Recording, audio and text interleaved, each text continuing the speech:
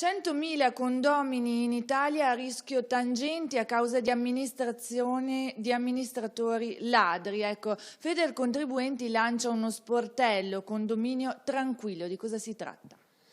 Federcontribuenti è sempre stata, come dire, paladina della giustizia per quanto riguarda gli abusi nei confronti di consumatori e contribuenti. Anche in questo caso, siccome la maggior parte degli italiani vive in condominio, è evidente che ci siamo concentrati anche su questo aspetto.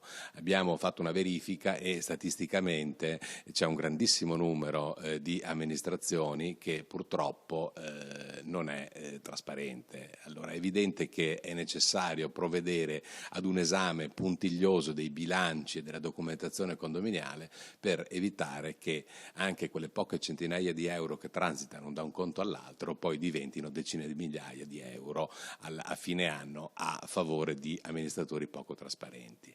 Per questo motivo noi abbiamo lanciato lo sportello Condominio Sicuro ed è presso la sede di Albignasego di Federcontribuenti. Una volta alla settimana, il mercoledì, gli associati potranno usufruire di un primo screening della documentazione condominiale per effettivamente verificare se ci sono delle mosse, come dire, poco trasparenti da parte dell'amministratore. È evidente che si tratta di un servizio che ha un peso sociale perché, come dire, i contribuenti e i consumatori sono gravati di moltissime tasse ed imposte. Se devono anche, come dire, pagare il condominio con la cresta che viene fatta da parte dell'amministratore per pagare magari qualche mazzetta, qualche tangente, farsi pagare, chiedo scusa, qualche mazzetta, qualche tangente dai loro fornitori, è evidente che questo fenomeno deve essere assolutamente arginato.